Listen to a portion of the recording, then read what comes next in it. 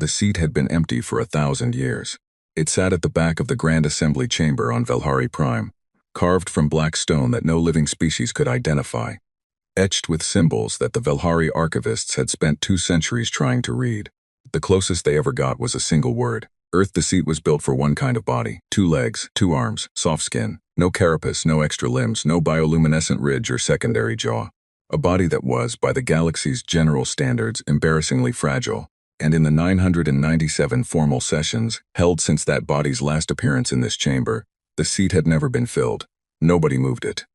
This was not sentiment. The 3 great empires that ran the galaxy had no use for sentiment. The seat stayed because removing it required a formal motion. A formal motion required a debate, and no empire wanted to be the one that officially declared humanity dead. Dead things could not return and demand answers. Missing things were a different problem entirely. So the seat stayed, and the galaxy went on without the species that had once sat in it. Senator Var of the Dorathi had looked at that seat in every session he had attended for 40 years. He was old. Not ancient by Dorathi standards, but old enough that his 3 eyes were clouding at the edges, and his 6 fingers had developed the permanent curve of someone who had spent too long gripping things in cold transport ships. He represented the Remnant Assembly, which was the polite name for the 11 species crammed into the corner of the galaxy that the Keth Dominion had not yet gotten around to eating. Today's session was about trade routes. It was always about trade routes, or territorial boundaries, or resource rights, all of which were different words for the same conversation, which was, who owned what, and who would die trying to take it back. Grand Executor Heth of the Keth Dominion stood at the center of the chamber floor. The Keth did not sit. They had 6 legs and had spent their entire evolutionary history at the top of their food chain. And resting was something they considered a design flaw in weaker species. Heth's carapace was deep blue-black, which among his people indicated the kind of status that did not need to announce itself. He was explaining, in precise detail, why the Morn Trade Corridor had been under Keth administrative authority for the past 3 years, and why the Assembly's objections were noted and irrelevant. Var stopped listening to the words around the same time he had learned to stop listening to Heth's words, which was approximately 600 sessions ago. He listened to the tone instead, the rhythm, the way the other delegates held their bodies.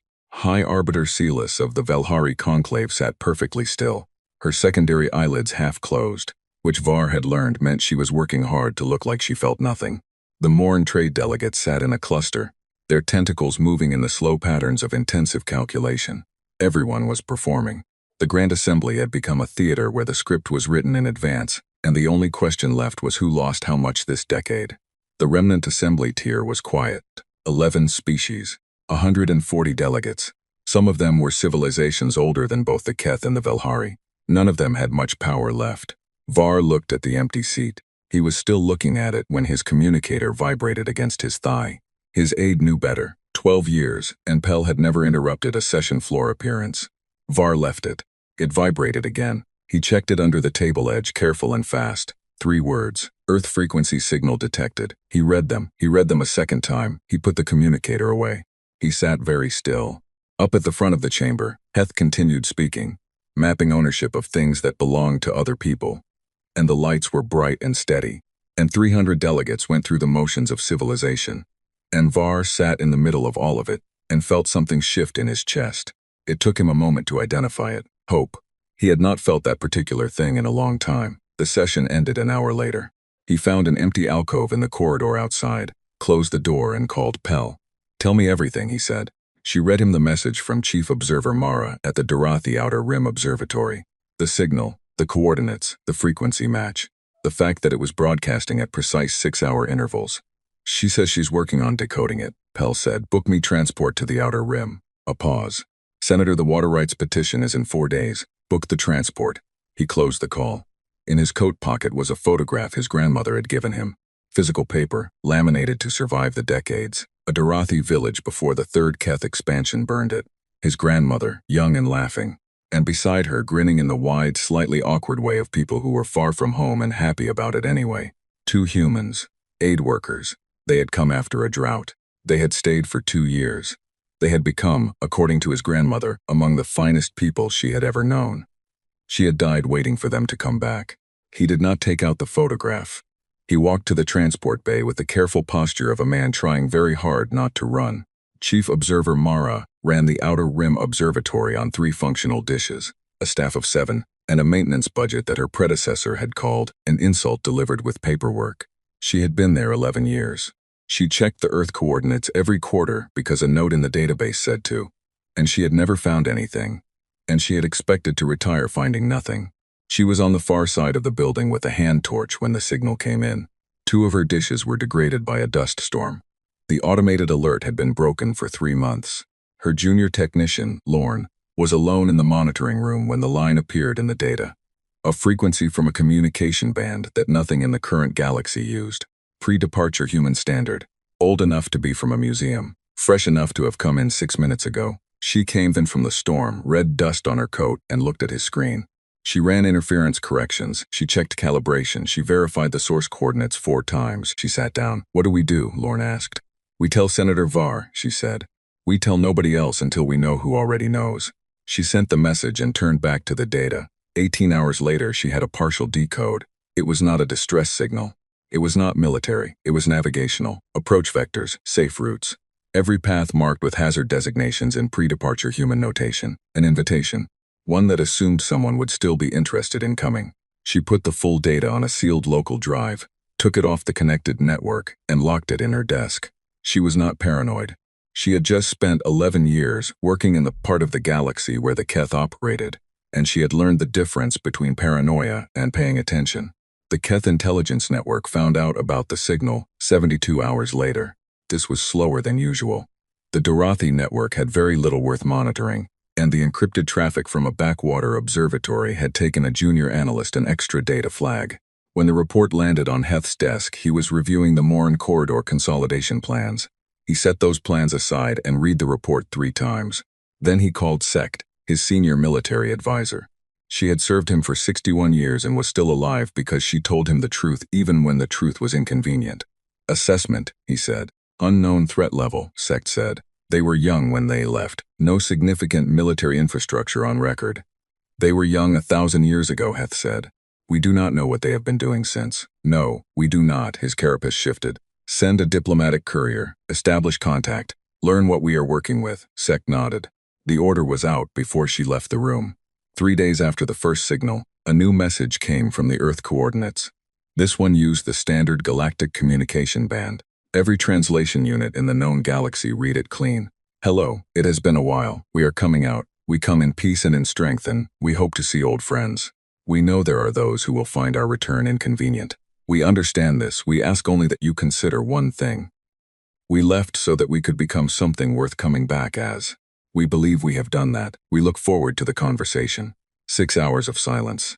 Precise, deliberate silence. And then very simply, "To the remnant assembly, we have not forgotten. We will never forget." On a transport crossing the Outer Rim, Senator Var read this message 4 times. He sat in his seat and looked out at the stars and did not speak for a long time. The stars looked the same as they had always looked. They had no idea what was coming. Neither did the galaxy. Var reached into his coat pocket and held the laminated photograph against his palm, not looking at it. His grandmother's voice, gentle and completely certain. "They'll come back, little one." He had been waiting 40 years to find out if she was right. It turned out the answer was yes. The Velhari conclave received the message at the same time as everyone else. High Arbiter Silas read it in her private chamber, alone, in the kind of silence that high-ranking Velhari cultivated around themselves the way other species cultivated gardens. She read it twice. She set it down on her desk.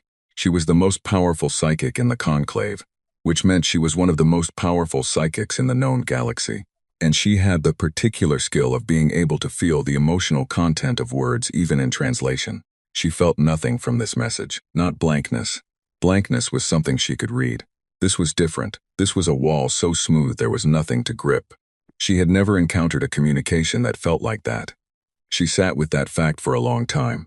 Then she called her Security Council and told them to begin compiling everything the Conclave archives held on human psychology, human history, and human methods of warfare. She told them she needed it in 24 hours. They had it in 36. It was very thin. Sisis looked at the thin file and thought about walls with nothing to grip, and thought about 1,000 years of unobserved development, and felt the first edges of something she very rarely felt. She was careful. She kept her face exactly as it always was, but she was careful. Part 2. The station called Crosspoint had been neutral territory for 200 years, which in practical terms meant it was so thoroughly monitored by all three empires simultaneously that nobody could do anything there without everyone else finding out immediately. It sat at the intersection of 4 major transit lanes and had a population of roughly 80,000 from 60 different species, and its primary economic activity was information. Buying it, selling it, sitting on it, and occasionally losing it to people who were better at the business of knowing things. It was the most logical place for a first meeting. The human ship came out of transit on a clear morning by station time, which meant the observation decks were full. Every species on Crosspoint had a different way of dealing with things they did not understand. The Keth diplomatic courier that had arrived 6 hours earlier sent an immediate encrypted report. The Morn information brokers pulled out their recording equipment. The handful of remnant assembly civilians who lived in the station's lower districts pressed against the observation windows with an intensity that made the station security officers nervous. The ship was not what anyone expected. It was not large, which was the first surprise. A warship establishing dominance comes in big, and comes in loud and makes sure everyone understands what they are looking at. This ship was medium-sized, elegant in the way of something built without compromise, every surface doing exactly what it needed to do and nothing else. No decorative armor, no aggressive geometry. It moved through the docking approach with a precision that made experienced pilots on the observation deck go quiet and watch more carefully, because the control implied by that kind of movement was not something you saw in a ship operated by an ordinary crew. It docked without a single correction burn. The airlock opened. 3 people walked out. They looked, to most of the species present, like nothing special at all. 2 legs, 2 arms, no armor, no visible weapons. They were wearing plain dark clothing that could have meant anything. 2 of them were clearly security, positioned correctly, alert in the right ways, the kind of alert that did not announce itself. The third was a woman in her middle years, brown skin, gray-streaked dark hair pulled back, moving the way some people move when they have reached the stage of life where they no longer feel the need to perform anything for anyone. She stopped in the center of the docking bay and looked around at the crowd that had gathered. Station officials, Keth diplomatic staff, Morn brokers, the general chaos of Crosspoint's curious population. And she took it all in with an expression that was not quite a smile, and not quite something else, and said, in clear standard galactic that needed no translation unit, "Hello." She said it the way you say hello to someone you have been looking forward to seeing. Her name was Commander Yara Reyes, and she was Earth's representative, and she had not slept in 22 hours, and none of that showed in her face or her voice, or the way she stood. The station administrator, a Morn named Pelax, who had been doing this job for 30 years and thought he had seen everything worth seeing, got to her first on the grounds that it was technically his station. "Commander Reyes," he said, and his translation unit put it into standard. "Welcome to Crosspoint. We were not certain what to expect." "That's fair," she said. "We haven't been around in a while."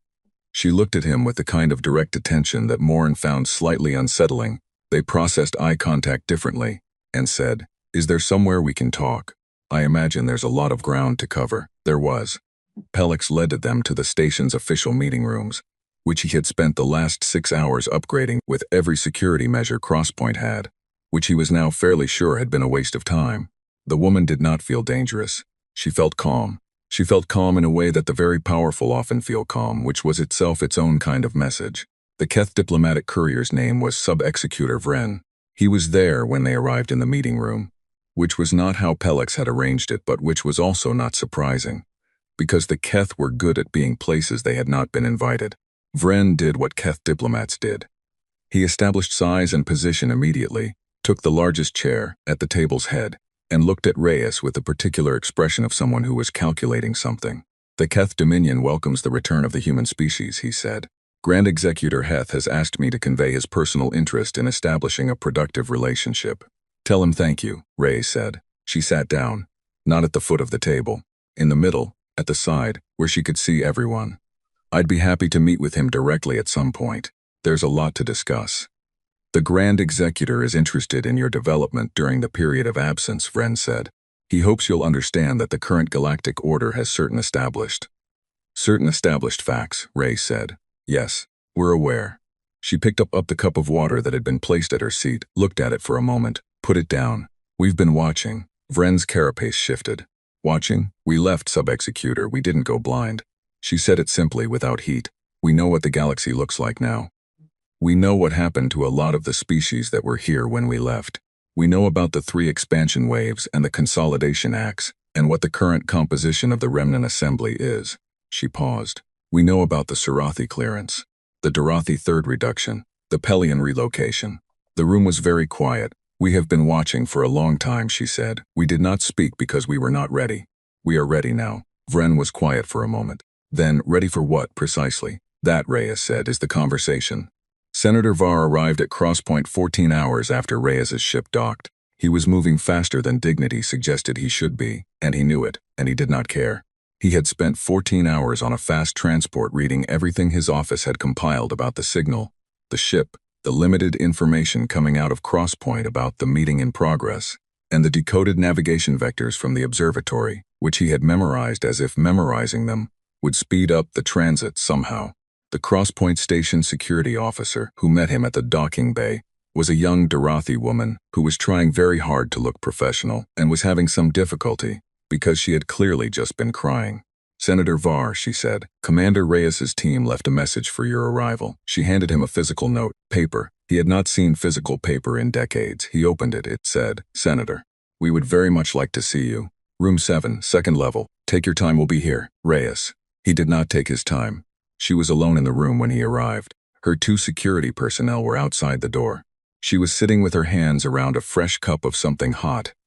And when he walked in, she looked up and looked at him the way people look at someone they have been told about. Studied the way you study something important. She stood. She extended her hand. He knew enough human history to know what that meant. He took it. She shook it once, firm and brief. Senator Var, she said, I've read everything we have on your career. What you've done for the assembly and the conditions you've been working in. She paused. It's remarkable. Genuinely. He had been in politics for 40 years. He knew how people used compliments and how to recognize when one was real. This was real. He sat down across from her. Commander, he said, you'll understand that I have questions. I'd be worried if you didn't, she said. Where did you go? She looked at him steadily. Somewhere safe. Somewhere we could work. We found a way to fold a section of space that couldn't be seen from outside. We called it the between. She said it like it was simple, like folding space was the kind of thing you do when you need privacy, and the matter-of-fact delivery of that sentence made Var's mind go briefly to a strange place. We spent 1,000 years in there. 1,000 years, he said. We had a lot to figure out. She turned her cup between her hands. We saw what the galaxy was becoming before we left.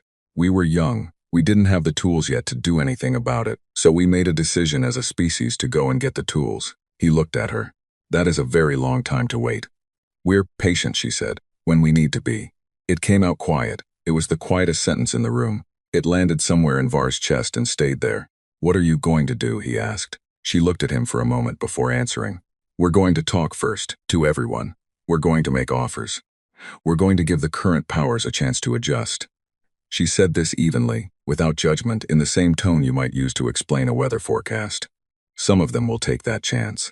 Some won't. And the ones who won't. She did not answer immediately.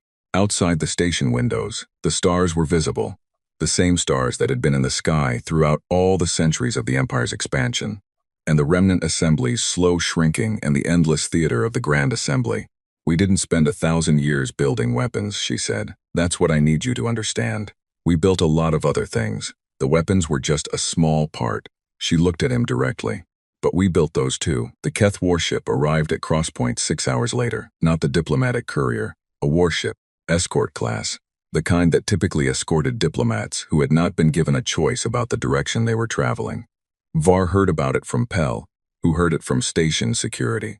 He went to find Reyes. She was already on the observation deck, watching the warship approach, her arms crossed over her chest. They've sent an escort, Var said. I can see that. She watched the warship settle into the docking approach. It was 3 times the size of her ship. It moved with the particular weight of something that expected space to move out of its way. Are you concerned? He asked. She looked at the warship. Then she looked at him. Then she smiled. Not the large performed kind, just the small honest kind, and said no. She pulled out her communicator and sent a short message. He did not see what it said. 8 minutes later, 4 things happened in rapid sequence. The lights on the Keth warship went out. Every system on the warship shut down simultaneously. The warship hung in the dark for 6 seconds. Then everything came back on, and the warship sat very still, and the communications channel opened. The Keth captain's voice was not steady. "What did you do to my ship?" Raisa's voice, into her communicator, was perfectly level. "We demonstrated something. Your ship is fine, nothing is damaged. We wanted to show you what a conversation looks like when it's with us." She paused. "Sub-Executor Vren is in room 6, second level. Please tell him we'd love to continue our discussion at his convenience."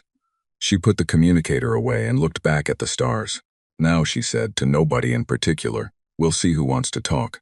Part 3. The Keth Dominion was not, by its own internal judgment, in the habit of being afraid. Grand Executor Heth spent 6 days receiving reports from Sub-Executor Vren before he decided that diplomacy had told him what diplomacy was going to tell him, which was not enough. The Crosspoint incident with the warship was troubling in a way that he did not discuss openly with anyone, because there were things you did not say out loud when you ran an empire. You did not say, "I don't understand what happened." You did not say, "I am uncertain how to proceed." You said, "Our assessment is incomplete and we are gathering additional data." He gathered additional data the Keth way. He sent 200 warships to the Earth coordinates.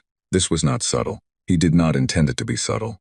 Admiral Torn, who commanded the fleet, was given clear orders: go to Earth, assess the situation directly, and report back. Torn was experienced, careful, and not given to panic. He had run the 3rd and 5th expansion campaigns. He had pacified 11 contested systems. He was exactly the kind of officer you sent when you needed an accurate reading and not a nervous one. The fleet jumped. They came out of transit at the edge of Earth's solar system and ran full sensor sweeps for 2 hours before moving closer. The readings were strange. Earth's star was where it was supposed to be. The 8 planets were in their expected positions. The 3rd planet, Earth itself, was there, blue, green, and white clouded through the long-range optics, exactly as the historical files described it. Nothing else was where it was supposed to be. The historical files showed an empty system, no significant orbital infrastructure. A species that had just reached space travel would have a few stations, perhaps some preliminary development on nearby moons. That was expected for a young species. They had been young when they left. The sensors were reading orbital infrastructure around Earth that went from the upper atmosphere out past the 4th planet. Not stations. Something else. Dense, layered, precise. The readings came back as metal and composite material and energy signatures that the sensor AI flagged as unknown and kept flagging as unknown no matter how many times Torn ran the analysis. "Unknown how?" he asked his sensor chief. "Unknown as in it doesn't match anything in our database," the sensor chief said. "Not as in unclear. As in this isn't a category we have." Torn thought about that. Continue approach. Standard formation. They went slowly. He was careful. He followed the approach vectors from the human broadcast, the ones that had been labeled as safe routes, because ignoring labeled safe routes in an unknown system was not careful. At the halfway point, a message came in on the standard band. Calm, unhurried, speaking standard galactic clearly. "Admiral Torn, welcome. We have been watching your approach since you entered the system. We appreciate that you followed the safe vectors. Please continue on your current heading. We would like to talk." Torn stopped the fleet.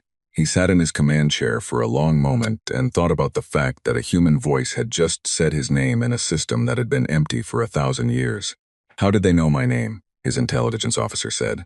Nobody answered. Torn sent a message back. "This is Admiral Torn of the Keth Dominion 1st Expansion Fleet. We are here on a diplomatic assessment. We request full disclosure of your current military capability and territorial claims." 6 seconds. Then, "Those are reasonable requests. We'll answer them in person. Please continue your approach to the designated coordinates." The designated coordinates appeared on his navigation display, a point in space approximately 60,000 kilometers above Earth's North Pole. Torn looked at those coordinates for a long time. "Proceed," he said. They moved in, slowly. 200 ships in full combat readiness. Shields up, weapons charged but not deployed. The infrastructure readings got stranger as they closed the distance. The energy signatures were everywhere. Not in any pattern that a defensive grid would make. Not in any pattern that an offensive grid would make. In a pattern that didn't correspond to anything in Keth military doctrine. At 40,000 kilometers from Earth, Torn's fleet stopped. Not because he ordered it. Every ship in the fleet stopped simultaneously, engines running, no collision, no distress, just stopped, held. As if an enormous hand had placed itself in front of 200 warships and said, "Wait here a moment." Torn's communicator activated, the same voice, still calm. "Admiral, we don't want this to become something it doesn't need to be. We've stopped your fleet as a demonstration, not as an attack. Nothing on any of your ships is damaged. Nothing will be damaged. We want to show you something, and then we'd like to talk. Release my fleet, Torn said in a moment. Please look at your long-range sensors. He looked. Earth was changing, not the planet itself. What was changing was the space around it, the infrastructure, the unknown readings, the patterns that didn't match any category were moving, or resolving, or revealing themselves. The sensor AI stopped flagging them as unknown, and started flagging them as something it had no word for, which it represented on the display as a solid gold overlay that covered everything from the upper atmosphere out past where the fleet was sitting. 200 Keth warships were inside something. They had been inside it for 47 minutes and had not known. We've had a long time to build, the voice said, and we've always been very good at building things. A pause. We're not going to hurt you. We want to be very clear about that. We don't want a war. We're going to release your fleet in a few minutes, and we'd like to invite you to send a representative to the surface. A conversation, Admiral. That's what we're asking for. Torn ran a diagnostic on every system on his ship. Everything operational, everything intact. 200 ships suspended in space inside, something that had built itself around them in an occupied system, and they had not detected it until it moved. He made a command decision, the kind that did not feel good but was correct. Respond, he said. Tell them we accept the invitation. One representative, me. He went down in a shuttle. Earth from the surface was blue sky and green trees and air that smelled like things that had no industrial processing in them. This was not what Torn had expected. He had been in 17 occupied systems, and they all had the particular quality of places that had been worked on. Earth did not have that quality. Earth had the quality of a place that had been worked on, and then allowed to come back to itself, and had. The woman who met him was Reyes. He knew her from the Crosspoint intelligence reports. She shook his hand. Keth did not have this gesture in their culture, but he had read enough about humans to allow it, and walked with him toward a building that looked, at first, like a modest administrative structure. It was not modest. Inside, it was an operations center that covered more ground than his flagship. Screens and displays and infrastructure that made his sensor chief's unknown category problem make a little more sense because you could not categorize things that were genuinely new. We have 342 orbital installations, Reyes said, walking beside him as if she were giving him a tour of something she was quietly proud of. 4 deep stations beyond the outer planets. We've fully rebuilt the infrastructure in this system and about 160 others. Torn stopped walking. 160 systems, give or take. She stopped beside him. We've been busy. Those systems are not, he paused. Many of those systems are currently claimed. Some of them are claimed by empires that took them from species that were living there, she said. Yes. She said it without anger, without accusation, in the flat tone of someone stating geography. We know. We've looked at the records very carefully. Torn was a military man. He understood threat assessment. He was performing one in real time, standing in this room looking at displays that showed infrastructure his intelligence services had not known existed, in a system that had just held 200 of his ships in place, as easily as you might stop a toy on a table. What do you want, he said. To talk, she said, with everyone, the Grand Assembly, the empires, the Remnant Assembly. She looked at him with the same calm she had shown in every piece of footage from Crosspoint. We want to talk about what comes next, and if the empires decide what comes next doesn't include you. She did not answer immediately. She looked at one of the displays, and something in her expression changed, not dramatically, just a small shift, like a door that is almost but not quite closed. We'd like them to try to make that decision clearly understanding what they're deciding, she said. That's why we're having this conversation. He went back to his fleet. He sent his report to Heth. 199 of his 200 ships jumped home on his order. The 200th stayed behind. He put his most senior junior officer in command of it and gave her a data package and told her to transmit it to Heth directly, from a Keth-controlled relay, to ensure it arrived intact. The data package contained his full sensor readings, his complete record of the visit, and a personal recommendation from Torn, who had survived everything the 3 expansion campaigns had thrown at him, and who had stood in a room on Earth and come to a conclusion. The recommendation said, do not send another fleet. Send a diplomat. We are not dealing with what we expected to deal with. Grand Executor, hear them out. The 200th ship jumped home. Earth held its silence. Held it patiently, the way something very large can afford to be patient. Part 4. The emergency session of the Grand Assembly convened on Velhari Prime, and for the first time in living memory, every tier was full. There were no empty seats. Every species with a standing delegation had sent its most senior member, which meant the chamber held beings, who normally dealt though with each other through intermediaries, gathered in the same room, and the air had the particular quality of a place where very large decisions were going to be made by people who were frightened and trying very hard not to look it. The empty seat from Earth was still there. Nobody had moved it. Heth stood at the speaking floor. He did not look frightened. The Keth were exceptional at not looking frightened. Admiral Torn's report has been distributed to all delegation heads, he said. We are here to determine a coordinated response. High Arbiter Celis of the Velhari Conclave spoke from her tier with outstanding, which among the Velhari was its own kind of statement. We have reviewed the report. The strategic implications are significant. They built in secret, Heth said, in a pocket of space we could not observe, for 1,000 years. We do not yet fully understand what they have built. We understand enough, Celis said. And then the chamber doors opened, and Yara Reyes walked in. She had not been invited. Station security had apparently tried to stop her, and had then apparently decided to stop trying. She walked to the center of the speaking floor without hesitation. Nobody moved to stop her, which was itself a statement about the state of the room. And she stood there and looked around at 300 delegates from 41 species and said, I hope I'm not interrupting something important. It took a moment for the translation units to process the human concept of irony. Heth looked at her. This session is closed to external parties. I know, she said. I came anyway. She turned slowly, taking in the whole chamber. You're talking about us. I thought we should be in the room. She looked up at the star map on the ceiling, the one with all the Keth red and the Velhari blue and the tiny patches of everything else. I've been looking forward to seeing this. She looked at the star map for a moment. It's accurate, right? That's the current state? Nobody answered. We have a different map, she said. I'll share it later. I think it would be useful to compare. She turned to Heth. Grand Executor, we've been trying to arrange a direct conversation for 2 weeks. I appreciate that the situation is complicated, but I'd ask for the chance to speak here, since I'm already in the room. Heth looked at her. Behind the careful control of a Keth commander's face, Var, watching from his tier, could see something working. Calculation, assessment, the particular mental motion of someone recalibrating. Speak, Heth said. She did. She spoke for 40 minutes, and she was very clear. And she used no dramatic language and no threats and no performance. She said what Earth had done in the between. The research, the construction, the 1,000 years of development. She named specific technologies. She explained, briefly and technically, what the gold orbital coverage Admiral Torn had seen actually was.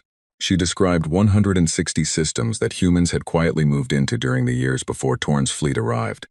Systems that were, according to her map, either uninhabited or inhabited by species whose presence predated the Empire's claims. She did not threaten anyone. She did not need to. Then she said, we're going to make an offer. One offer to all parties. We'll lay it out fully in written form within 24 hours. It's a framework for what the galaxy looks like going forward. It is not a conquest plan. We are not interested in running an empire. She paused. We are, however, very interested in certain things being different from how they currently are, particularly as they pertain to species represented in the remnant assembly tier.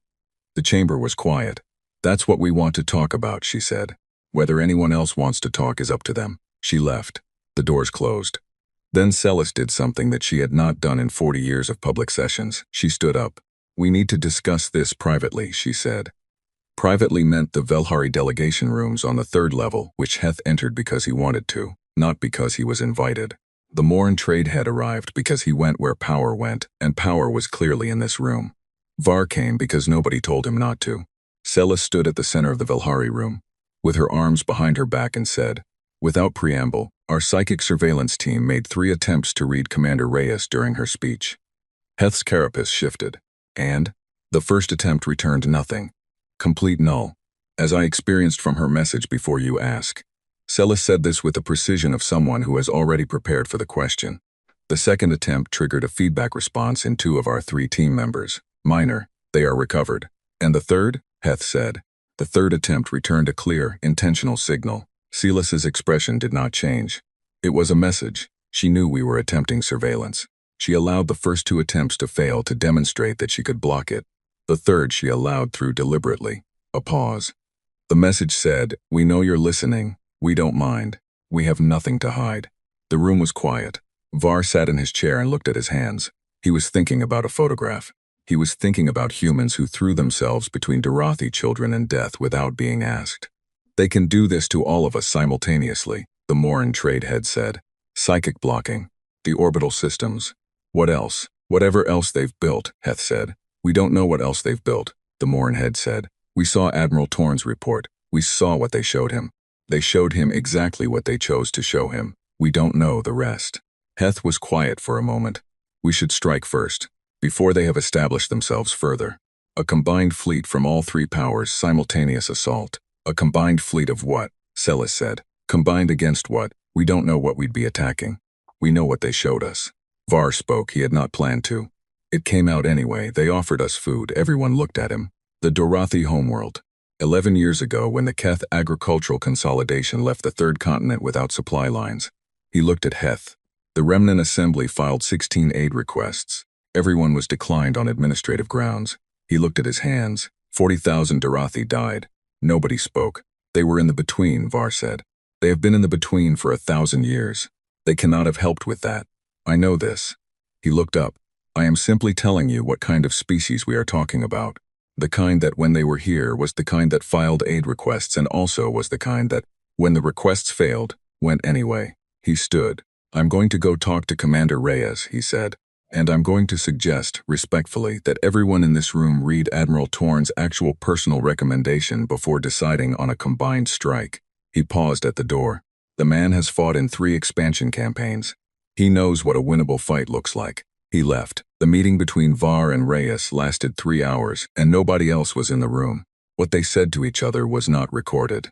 What came out of it, 12 hours later, was a joint Dorothi human communique to the other 10 Remnant Assembly species, laying out the terms of the offer Reyes had mentioned, specifically as they applied to the Assembly. The terms were straightforward, world by world, system by system.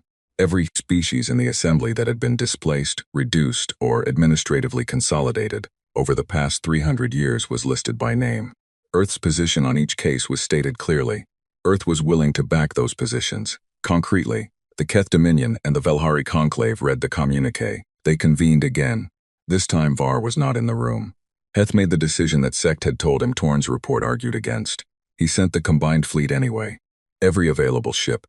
Keth, Velhari, 3 squadrons of Morin hired units. 1,200 ships, the largest military force assembled since the Second Expansion War.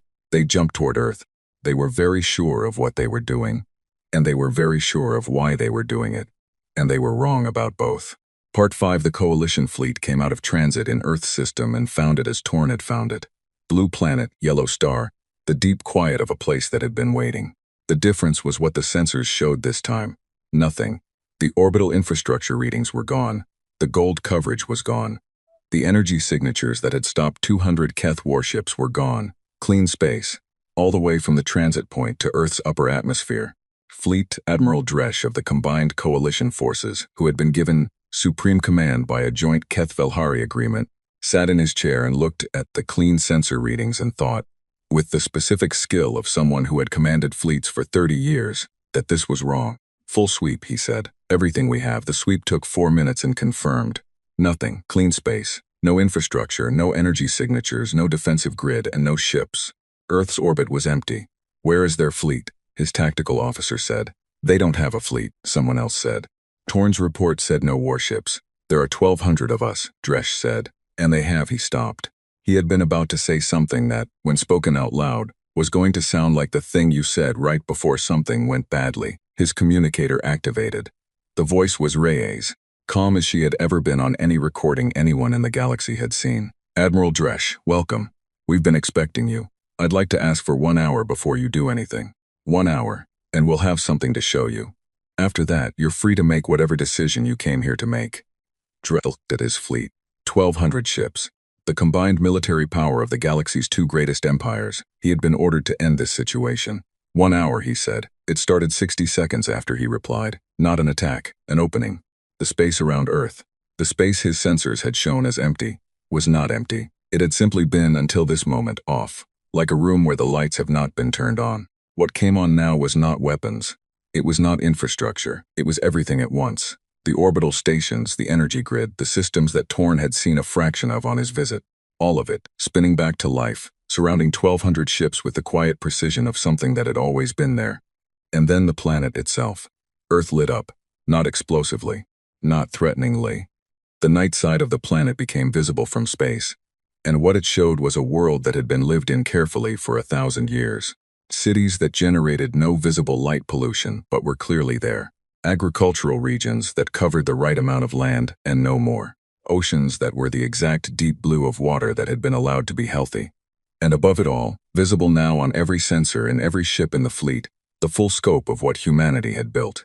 Not 160 systems, 412.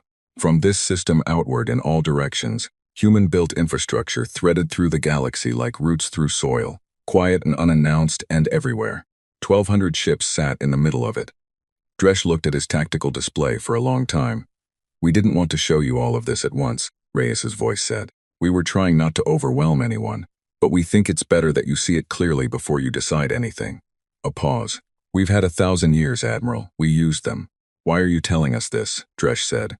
"If you wanted to end this, you could. We don't want to end it," she said. "We want to start it. Something new. Something that isn't what the last 300 years have been." Another pause.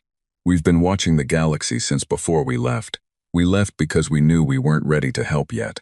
We're ready now." Almost laughed. "It came out wrong. Help. Yes. No hesitation. That's what we came back to do." The coalition fleet did not fire a shot. This was not surrender. It was not defeat. It was the specific decision that very smart military officers make when the tactical picture stops being a picture they were trained for. Dresch sent the order to stand down and then sent a direct communication to Heth and Salus on the flagship relay, and his message was 3 sentences. "I've seen what they have. I am recommending we negotiate. Send your diplomats." It took 6 hours for the responses to come back. Heth's response was 1 word. Salus's was 3 sentences that said the same thing. They were coming. The agreement was called the Crosspoint Compact, though it wasn't signed at Crosspoint. It was signed on Earth, in a building with open windows that looked out at a garden, because the humans had asked if they could do it that way and nobody had objected. It was not a surrender document. It was not a treaty of conquest. It was, as Reyes had said it would be, a framework, what the galaxy looked like going forward. The Keth Dominion kept 60% of the systems it currently administered, minus the 27 that the remnant assembly species had been displaced from. The Velhari Conclave kept its territory with similar adjustments. The Moran trade routes were declared open access, administered neutrally, which the Moran Trade Federation privately preferred anyway, because it removed the administrative overhead they had been handling badly for decades.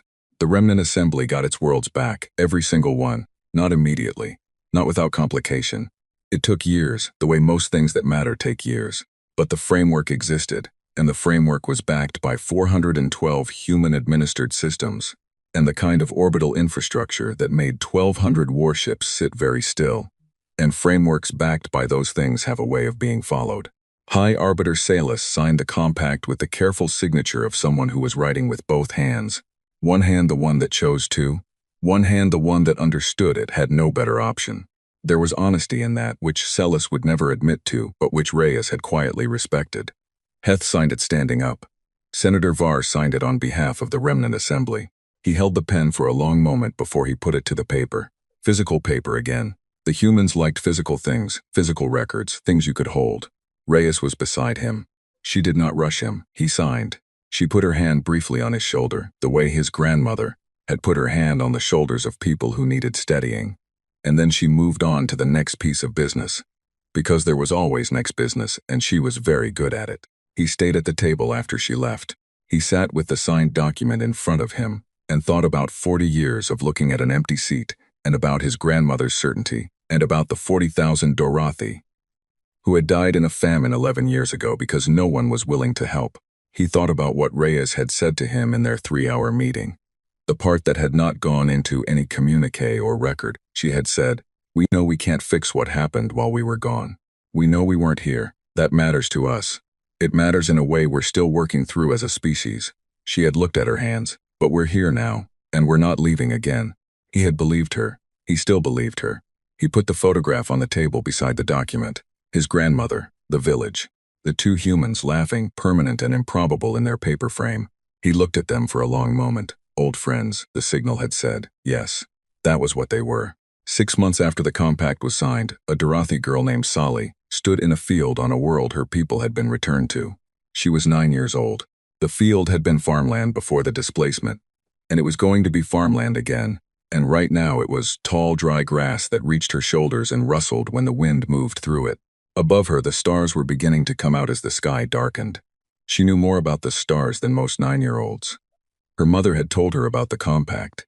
Her teachers had told her about Earth. She knew the word between and what it meant, and what humanity had done in it. She knew words like infrastructure, and sovereign and framework, because children who grow up in the middle of history learn big words early. She looked at the stars. There were new lights up there now. Not stars. Steady, fixed orbital, the particular quality of something made and placed carefully in a specific position. The humans called them relay stations. They connected this system to others, and those to others, in a network that ran, her teacher had explained, to 412 systems and counting. The galaxy was connected now in a way it had not been before. She lay down in the tall grass and looked up. The field smelled like home smell, which her mother said was the right smell for this planet, and that she was going to learn it properly, this smell, and not forget it. Above her, the stars and the steady lights of human construction looked back. She thought about what her teacher had said, which was that humanity had gone away so they could come back as something worth returning as, and that this was a very strange and very specific kind of wisdom that had taken them 30 years of debate to agree on and 1,000 years to execute. She thought about that for a long time, watching the lights. Then she sat up, and the grass rustled around her, and she looked at the brightest of the steady lights, and she felt, not fully understanding it, just feeling it the way children feel things that are too large to think, that something had changed. That the galaxy she was going to grow up in was not the one her grandmother had grown up in. That somebody had been away for 1,000 years and come back and brought that change with them. She reached out her hand into the dark air and pointed at the steady light overhead, the way you point at something you're deciding to remember. Then she got up and walked home through the tall grass, and the stars came fully out above her, and the relay station light held its position. And the galaxy was different from what it had been. It would keep being different. That was the point. The station called Cross Point had been neutral territory for 200 years, which in practical terms meant that every empire watched it at all times, and nobody could do anything there without everyone else finding out. It sat at the crossing point of 4 major transit lanes and held a population of 80,000 from 60 different species. Its real economy was not trade. It was information, the buying and selling and sitting on, and occasional losing of it, to people who were better at the business of knowing things than you were. It was the most logical place for a first meeting. Everyone agreed on this without being asked. The human ship came out of transit on a clear morning by station time, which meant the observation decks were already full when it arrived. Every species in the known galaxy had a different way of dealing with things they did not understand. The Keth diplomatic courier that had docked 6 hours earlier transmitted an encrypted report the moment the ship appeared on sensors.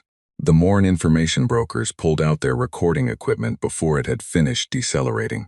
The handful of remnant assembly civilians who lived in the station's lower districts pressed against the observation windows with an intensity that made station security officers nervous for reasons they couldn't cleanly define. The ship was not what anyone had expected. This was the first surprise, and it was a small one, but small surprises at the start of something are the kind you remember. A warship establishing dominance arrives large and loud, making sure the watching eyes understand exactly what they are looking at. This ship was medium-sized and elegant in the particular way of something built without compromise. Every surface doing exactly what it needed to do and nothing extra. No decorative armor plating.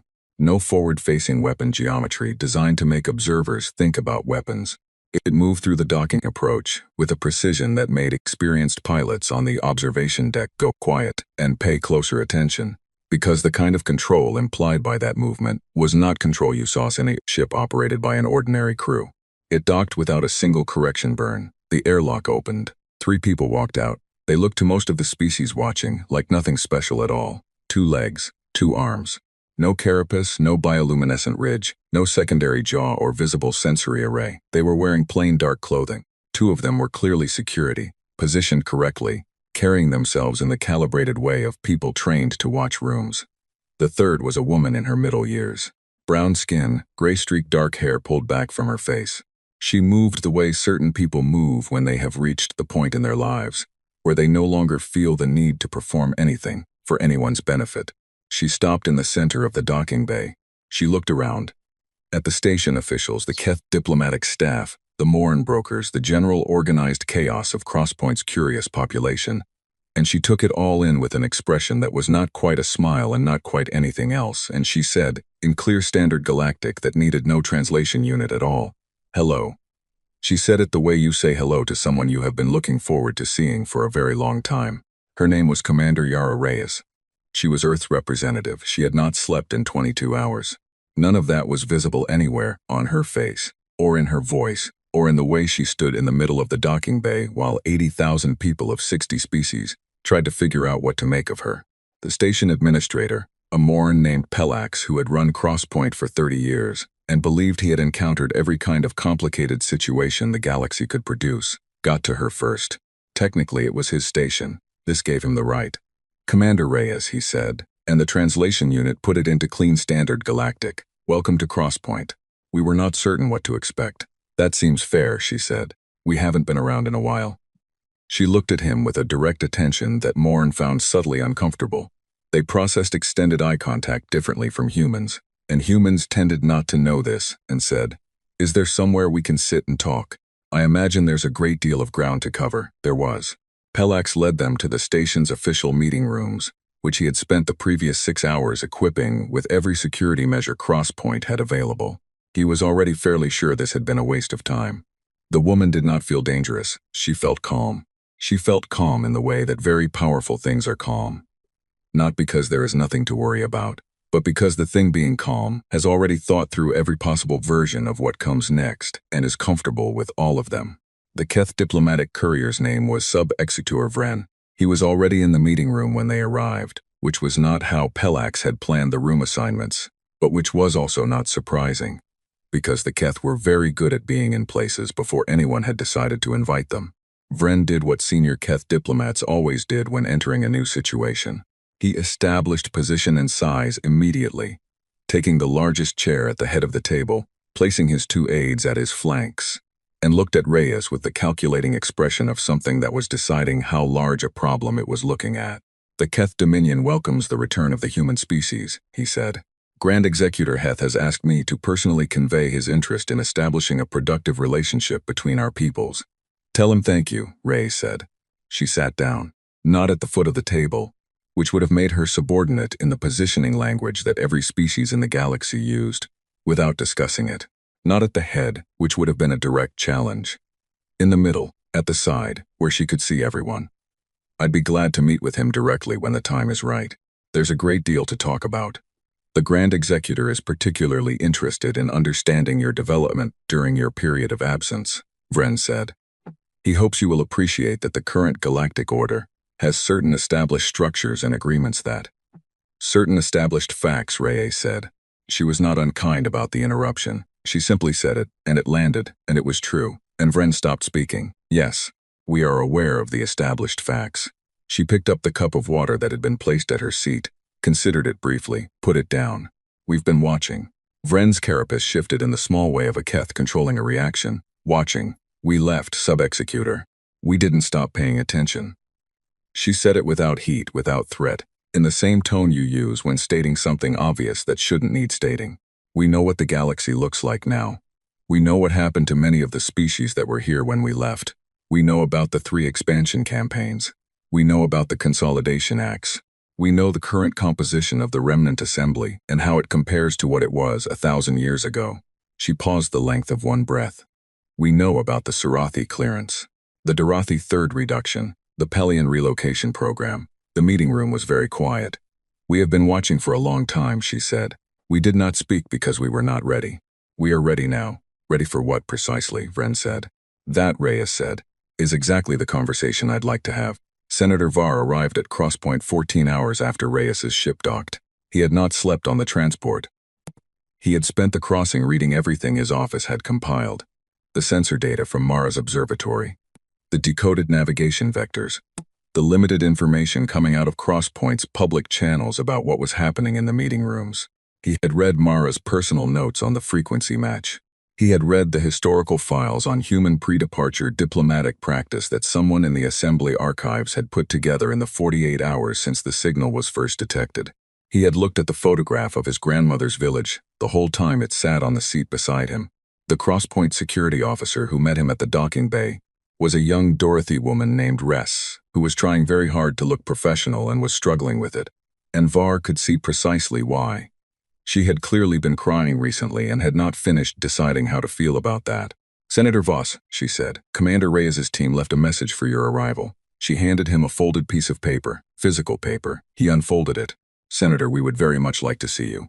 Room 7, second level. Take all the time you need. We will be here." Reyes, he did not take his time. Reyes was alone in the room. Her security were outside the door. She was sitting at the table with her hands wrapped around a cup of something hot. And when he walked in, she stood and looked at him, with the expression of someone who has read about a person carefully and is now meeting them for the first time, and finding the meeting is what they expected, which is its own kind of relief. She extended her hand. He knew enough human history to understand the gesture. He took it. Her handshake was brief and firm and did not try to prove anything. "Senator Var," she said, "I've read everything we have on your career, what you have built for the Assembly in these conditions." She held his gaze. "It is remarkable. I mean that without any of the flattery in it." He had spent 40 years in politics. He knew the sound of a compliment being used as a tool. This was not that sound. He sat across from her. "I have questions," he said. "I would be concerned if you didn't," she said. "Where did you go?" She looked at him evenly. "Somewhere safe, somewhere quiet. We found a way to fold a section of space that couldn't be observed from outside. We called it the between." She said this plainly, as if folding space-time were the kind of solution you arrive at when you need uninterrupted time to work, which to her apparently it was. "We spent 1,000 years inside it. 1,000 years. We had a great deal to figure out." She turned her cup between her palms. "We could see where the galaxy was heading before we left. We were too young to do anything about it then. We didn't have the tools. We didn't have the understanding. So we made a decision, as a species. It took about 30 years of debate, which probably tells you something about us, to go away and build the tools and the understanding before we came back." She paused. "We thought it was better to wait until we could actually help rather than arrive too early and make everything worse." Var looked at her. "That is a very long time to wait." "We are patient," she said, "when we need to be." It was said quietly, just a simple statement of fact. It sat in the middle of the room like something much larger than the words that carried it. "What are you going to do?" he asked. She thought for a moment, which he noted. She was someone who thought before speaking. "We are going to talk first. With everyone. With the empires, with the Assembly, with the Grand Chamber. We are going to make offers and give the current powers the genuine chance to adjust." She said this with no judgment in it, the same way you might describe the stages of any reasonable process. Some will take that chance, some won't, and those who won't. She did not answer immediately. She looked at the window, where the station's exterior viewport showed open space and stars. The same stars they had always been. They had no idea what was moving through them. "We did not spend 1,000 years building weapons," she said. "That is the first thing I want you to understand. We built medicine, we built energy systems, we built agricultural methods that work on any world with any soil chemistry. We built schools and governance structures and psychological frameworks for species that have been living under occupation." She looked back at him. "The weapons were a small part. We built those too." She said the last sentence exactly the same way she had said the rest of it. The Keth warship arrived at Crosspoint 6 hours later. Not the diplomatic courier.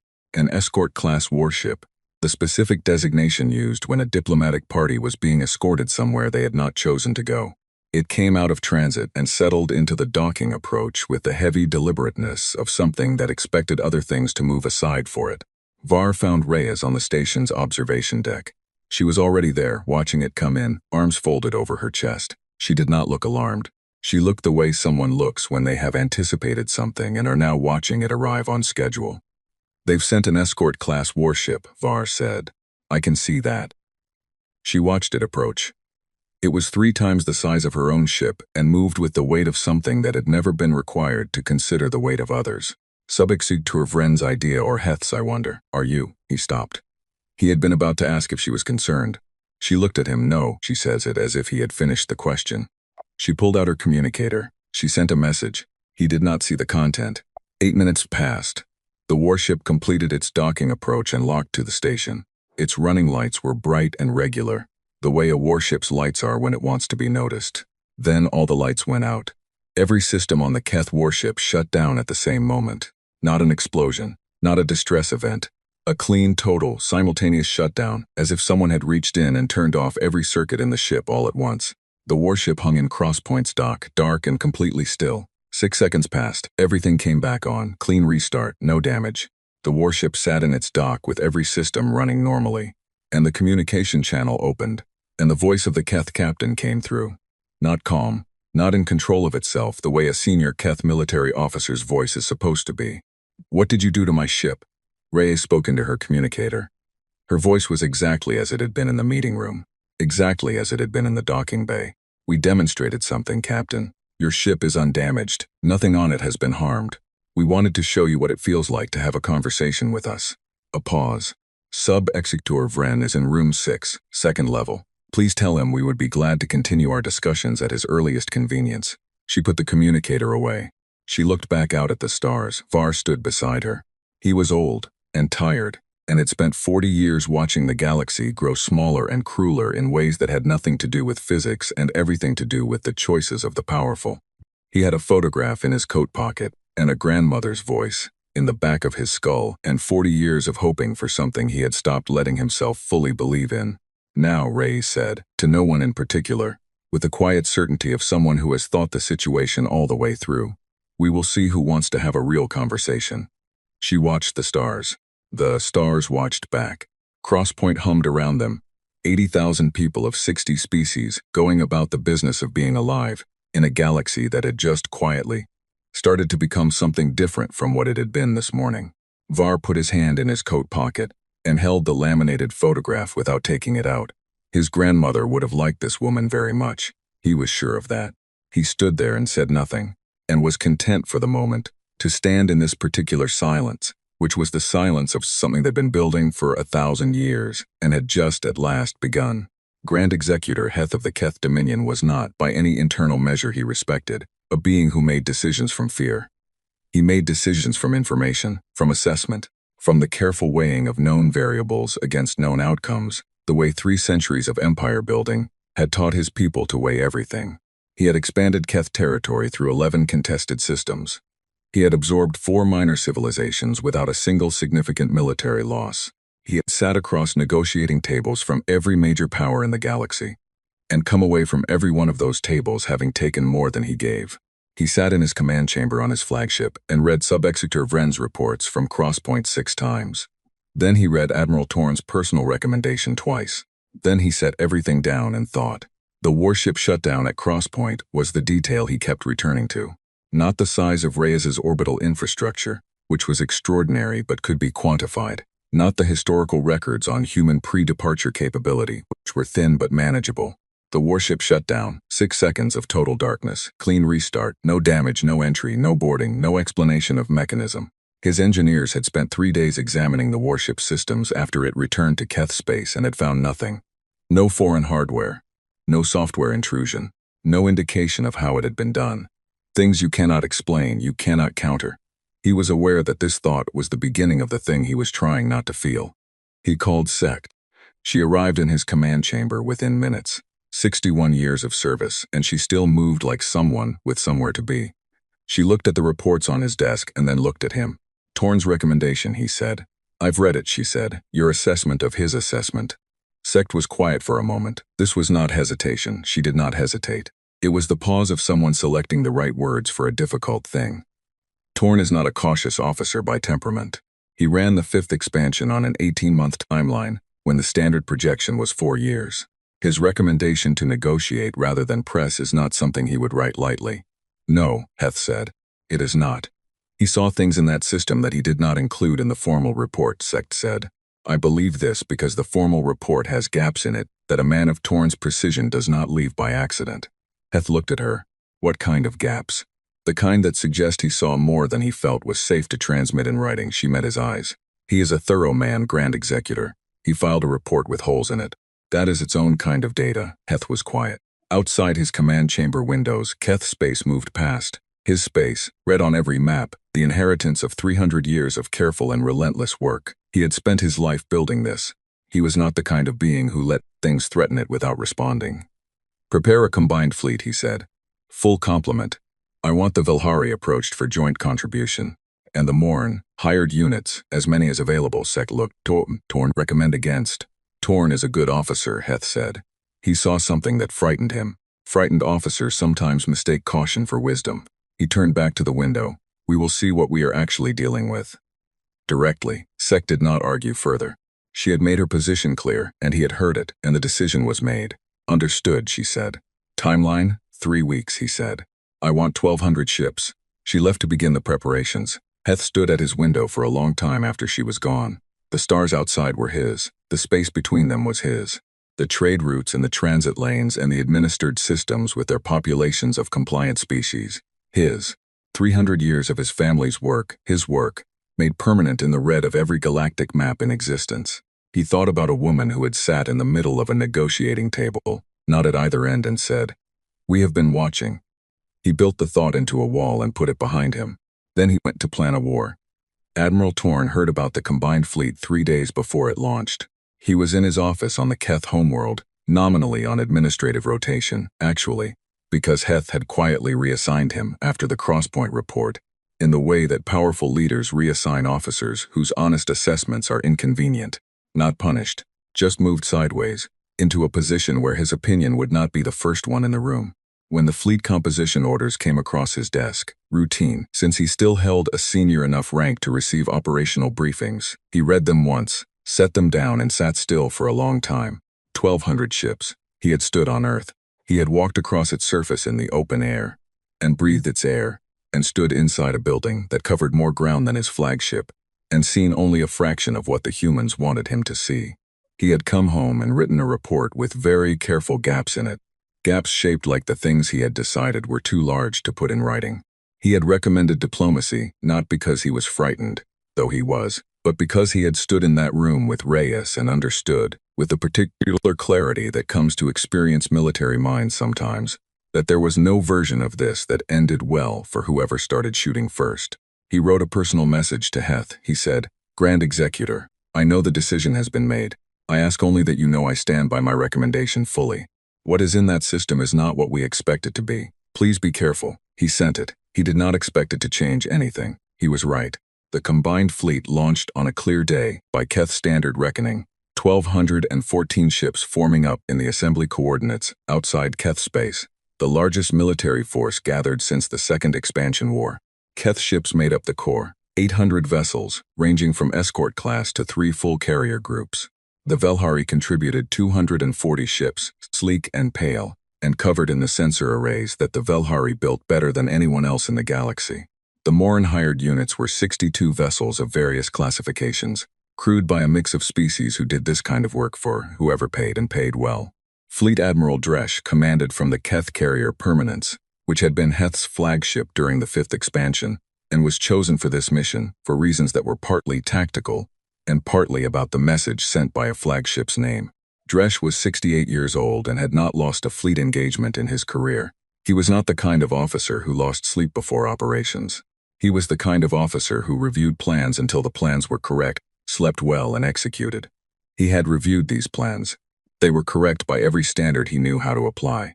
You take 1,200 ships to a target with unknown capability. You overwhelm it before it can reveal that capability. You end the uncertainty. He gave the jump order. They came out of transit at the edge of Earth's solar system and ran sensor sweeps for 90 minutes before moving. The readings were wrong from the start. Earth's star was in position. The planets were in their correct orbits. The third planet, blue, green, and white at long-range optics, exactly as the historical files described, was there. Everything else was not where it should have been. A young species, 200 years into space-time travel before its disappearance, should have left behind the scattered infrastructure of those early centuries. Preliminary stations. Some activity on the nearest moon. The tentative reaching marks of a civilization just beginning to extend itself. Instead, the sensors returned readings from Earth's orbit all the way out past the 4th planet. Dense, layered, complex readings that the sensor AI classified as metal and composite and energy signatures of unknown type. It flagged them as unknown. It kept flagging them, through 3 separate analysis runs, as unknown. Unknown as in unclear, Dresch said to his sensor chief. Unknown as in not in any category our systems have, she said. She had the careful voice of someone reporting something they have checked more than once. It's not that the readings are faint or distorted. They're clear. They're just new. Dresch absorbed this. Standard advance. We follow the broadcast approach vectors. He followed the vectors that the human signal had published. The safe routes, hazard designated, mapped with the kind of precision that only came from people who knew exactly what was in the space they were mapping, because ignoring labeled safe routes in an unknown system was not something a competent fleet admiral did. They went slowly. 90 minutes into the approach, a message came in on the standard band, a voice, human, calm, Fleet Admiral Dresch. Welcome to our system. We have been tracking your approach since transit emergence. We are glad you followed the safe vectors. Please continue on your current heading. We would like to talk. Dresch stopped the fleet. He sat in his command chair and said nothing for a moment. The voice had used his name, his correct rank and name, in a system that had been empty for 1,000 years. His intelligence officer, across the bridge, met his eyes and had no answer. How did they know my designation? Someone said. Nobody answered that either. Dresch responded. This is Fleet Admiral Dresch of the Combined Coalition Forces. We are conducting a military assessment of this system. We require full disclosure of your defensive installations and territorial claims. 11 seconds. Long enough to start wondering if there would be no answer. Then, those are reasonable requests, Admiral. We would rather answer them in person than over a channel. Please continue your approach to the following coordinates. A pause. We think it will be more useful to show you than to tell you. The coordinates appeared on his navigation system. A point 60,000 kilometers above Earth's North Pole. He looked at them for a long time. Proceed, he said. They moved in slow. 200 of the 1,200 ships went first. A vanguard, shields at full, weapons charged but not deployed, sensors running everything they had. The other 1,000 held at the outer marker. Standard advance formation for entering unknown territory. The infrastructure readings grew stranger with every 1,000 kilometers. The energy signatures were everywhere in the system, but formed no pattern that matched any defensive grid in Keth military doctrine, any offensive installation on record, any known design from any known civilization. They were not arranged to protect. They were not arranged to threaten. They were arranged in a way that had its own internal logic that his tactical officers kept trying to decode and kept failing to decode.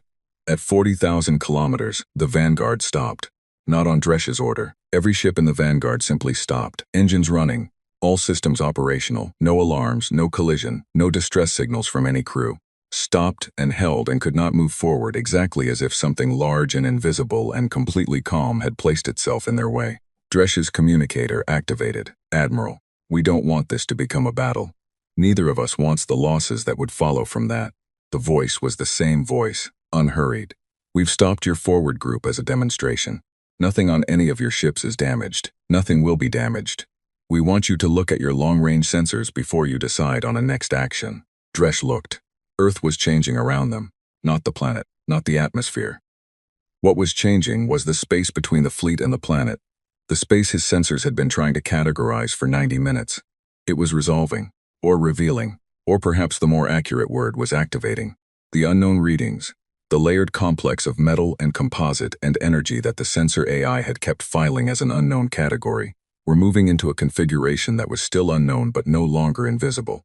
The sensor overlay stopped flickering between analyses and held, solid gold across every display on every ship in the fleet, spreading from Earth outward, filling the space between the planet and where 1,200 ships were sitting. 1,200 ships, inside something. They had been inside it for 51 minutes. We've had a long time to build, the voice said, 1,000 years. And we have always been very good at building things. A longer pause this time. We are not going to harm you. We need you to understand this clearly, because what we are about to say will sound like a threat, and it is not meant as one. It is meant as an honest description of the situation. Another pause. You cannot win an engagement in this system, not because your forces are insufficient by any standard you have applied to conflicts before now, but because the standards you have applied to conflicts before now do not describe what you are currently inside. Dresch looked at his tactical display. He looked at the gold overlay. He looked at the frozen Vanguard, sitting still and intact and perfectly unharmed inside something that 1,200 warships had entered without detecting. He had commanded fleets for 30 years. He had never, not once, encountered a situation that his training did not give him a category for. He had one now. We would like to invite one representative to the surface, the voice said. A conversation. That is all we are asking for. After the conversation, your fleet will be released and you may make whatever decision you came here prepared to make, with full information. Dresch made the decision. The kind that did not feel good and was completely correct. I'll go, he said. He went down in a single shuttle, alone except for his pilot. Earth from below was a world that had been given time. The sky was the particular blue of air that had not been processed industrially in decades. The forests that were visible from the shuttle's approach were the dense and specific green of old growth. Not planted forests, not managed reserves, but trees that had been allowed to become what trees become when nothing stops them. The coastline they crossed was clear water over visible rock. The shuttle landed in a field. Reyes met him at the landing ramp. She shook his hand. She was exactly as every report described her, unhurried, direct, carrying the easy confidence of someone who had nothing to prove and knew it. She walked him to a building that was modest from the outside and was, on the inside, an operations center that covered 6 times the ground his flagship's command deck covered. Displays and systems and infrastructure that his sensor chief's unknown category problem made suddenly comprehensible, because you could not put new things into old categories. And everything in this room was new. 342 orbital installations in this system, Reyes said, walking beside him through the main floor. She said it the way you say things you are quietly proud of. Not boastfully, but with the satisfaction of work that went the way you hoped. 4 deep space stations beyond the outer planets. And she paused at a display that showed a map, and the map was not a map of Earth's system. 162 other systems at current count. Dresch stopped walking. The count changes, she said. We're still building. 162 systems, he said. Some of them are currently claimed by coalition member empires, she said. She did not look at him when she said it. She looked at the map. Specifically, systems that were taken from species who were living there before the claims were made. We've looked at the records carefully. She turned to him. We have very detailed records. He stood in the middle of that operations floor and did what he had been trained to do. He assessed. He assessed with everything he had, against every standard he had been given, and every one he had built for himself in 30 years of command. What do you want? He said. She looked at him with the patient, level attention she gave everything. A conversation with everyone. The full assembly, the empires. A framework for what the galaxy looks like going forward. She paused. Not conquest. We are not interested in running what they run. We're interested in things being different. Different how? She looked at the map again. At 162 systems and the gold overlay that was sitting in this system around 1,200 ships. Different in the ways that matter, she said. You know which ways those are. He did. He was a Keth Fleet admiral, and he had run expansion campaigns, and he knew exactly which ways those were, because he had been part of making them what they were. He went back to his shuttle. He sat in it for a long time before signaling the pilot. Then he gave the order that ended his career, and was still clearly, correctly, the right order to give. He recalled the full fleet. All 1,200 ships turned and formed up and moved back toward the transit point. Every ship intact, no engagement, no damage. 1,200 ships retreating in good order from a planet that had not fired a single weapon. He kept one ship, his own. He sent a full report and a personal message to Heth and Celis both, on the most secure relay he had access to. The personal message was longer than Torn's had been. He included more detail, because he was the second senior officer to come back from that system with the same recommendation, and he wanted to be very clear about the reasoning this time. The message said, in part, I have stood inside what they have built. I have seen its scope. I have spoken with their representative. I have made the following assessment. This is not a military problem. A military response will not resolve this and will cost us more than we can calculate in advance. This is a negotiation. I recommend we begin it immediately, with the full weight of our diplomatic capability, and that we do so without preconditions. He also said, they are not what we expected. I do not mean their technology, I mean them. I do not have better words for this yet, but I believe it matters. His ship sat in the outer system and waited for a response. Earth sat behind him, quiet and patient, and very, very old now in the way that only things which have been through time, and chosen carefully what to carry forward from it are old. The stars held their positions. The gold in the sensor readings stayed warm. The emergency session of the Grand Assembly was called with 48 hours' notice, which was the minimum the charter allowed, and the first time in living memory that the minimum had been used. Every tier was full. This had not happened in 230 years. Not since the Second Expansion War's ceasefire negotiations had dragged every delegation to Velhari Prime simultaneously. 312 delegates from 41 species filled the curved tiers of the Grand Assembly Chamber all the way to the upper level, which normally sat empty because the species assigned to it had either been absorbed or reduced to observer status. Today, even those seats had bodies in them. Junior aides and attaché pressed into service because their senior officials had decided for the first time in a long time that having more eyes in the room was worth the protocol violations. The empty seat was still there. Carved black stone, unmarked except for the word Earth in symbols nobody had fully translated. It sat at the back of the main tier, exactly where it had always been, and every delegate who walked past it either looked at it or worked very hard not to. Senator Var arrived early. He sat in the remnant assembly tier and watched the chamber fill and thought about how different it felt when the room was full of people who were actually paying attention. The Grand Assembly on a normal day was theater. Performed governance, positions staked in advance, outcomes negotiated in private rooms before anyone stood at the speaking floor. Today it was something else. Today it had the quality of a room in which the people present were not entirely sure what was about to happen. That was new. Grand Executor Heth stood at the speaking floor when the session opened. His carapace was the deepest blue-black Var had ever seen on a living Keth, the color of an authority that had not yet decided it needed to adjust. He read the summary of Dresch's report into the formal record. He read Torn's earlier report as well. He did not editorialize. He did not need to. The numbers did the work. 162 systems, 342 orbital installations, 1,200 ships stopped in open space for 51 minutes without a single weapon fired. When he finished, the chamber was quiet in the specific way of a room that is absorbing something it did not want to absorb. High Arbiter Celeste of the Velhari Conclave spoke from her tier without standing, which was the Velhari way of indicating a contribution that was too important to be performed. Both reports contain the same personal recommendation, she said. 2 senior military officers, operating independently, have recommended immediate negotiation. Both officers were operating under conditions of significant psychological pressure, said a Keth sub-commander from the upper tier. The assessment may reflect their emotional state rather than strategic reality. Admiral Torn has commanded 3 expansion campaigns, Heth said, without turning around. He does not have emotional states during operations, a pause that was itself a rebuke. He has assessments. The sub-commander did not speak again. Silas continued. The Velhari Conclave has completed its independent analysis of the available sensor data.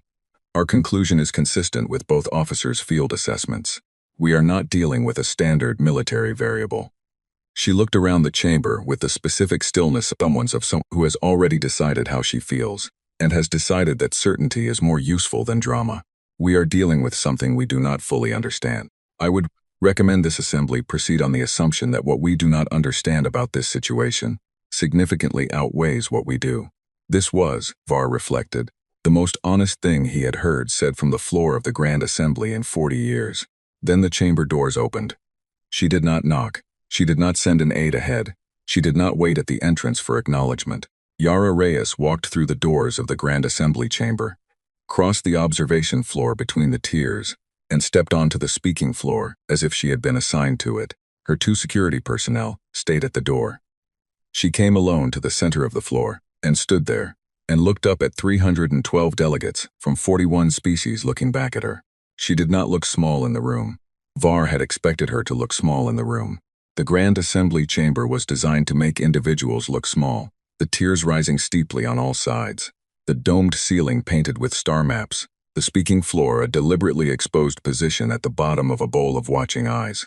It made everyone look small. It was supposed to. That was the design. Reyes stood in the middle of it and looked like she had been the one who designed it. Heth's carapace went through 3 rapid color shifts. He controlled it quickly, but not quite quickly enough. This session is closed to external parties, he said. I know, she said. I came anyway. She turned slowly, looking at every tier, and her expression was not confrontational and not deferential and not performing anything at all. It was simply the expression of someone who is genuinely interested in what they are seeing. She looked up at the star map on the dome. We have a different map, she said. I'll share it with everyone after the session. I think the comparison will be useful. She turned to Heth, Grand Executor. I know this is not how you planned this session to go. I'll ask for 30 minutes of the Assembly's time. If the body wants me to leave after that, I will leave. A pause. But I think it's better that I'm in the room.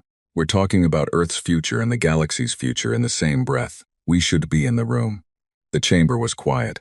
Heth looked at her for a long moment. Var watched him do it. He was watching the Grand Executor of the Keth Dominion, the most powerful individual in the known galaxy, decide something in real time. It was a rare thing to see. Most decisions made by powerful beings were made before they walked into rooms. This one was being made here now, in front of 312 witnesses. Speak, Heth said. She spoke for 43 minutes. Nobody asked her to stop at 30. She was not loud. She was not dramatic. She used no emotional language and no threats, and no moments of deliberate pause designed to create tension in the room. She simply described things clearly, in order, the way a person describes things when they are confident that the things themselves are sufficient. She described what Earth had done in the between, not vaguely, precisely the research programs by name and field, the construction timelines.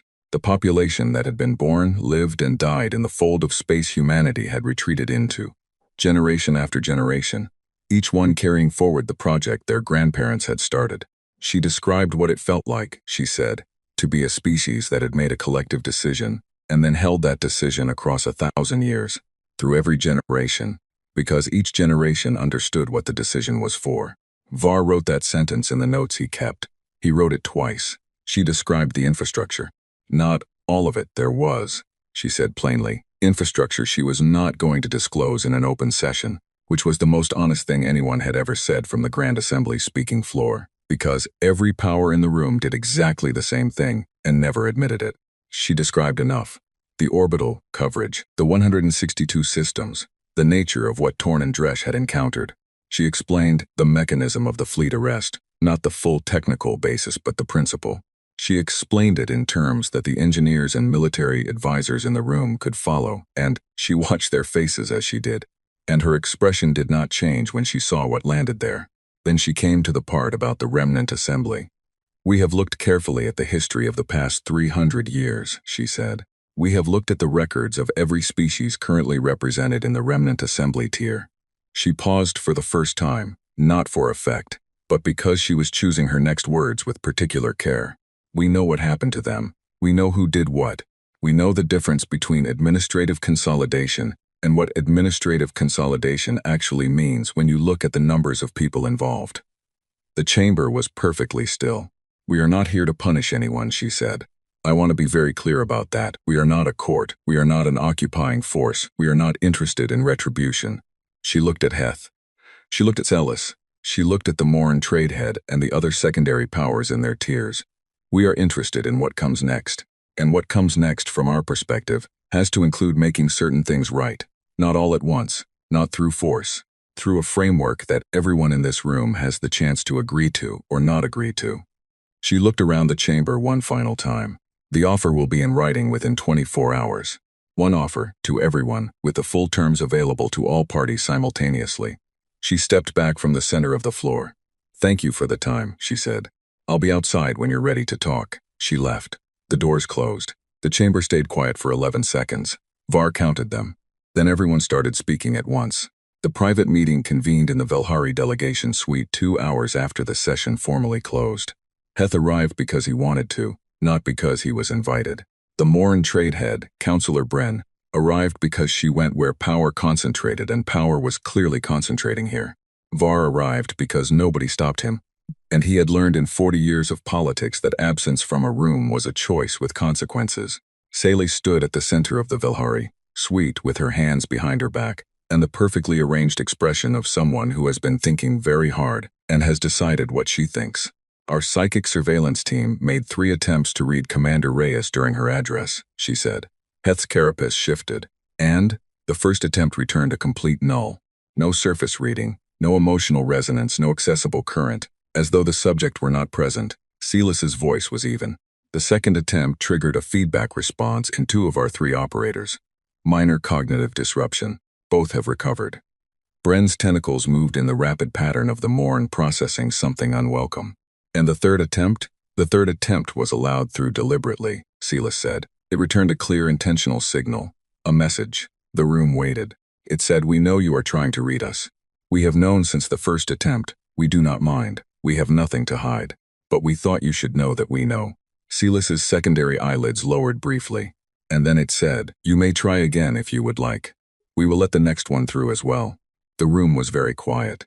Var looked at the floor and thought about a woman who had stood at the speaking floor of the Grand Assembly and described 1,000 years of collective human decision-making in plain language and watched the room absorb it. Nothing to hide. He thought about that.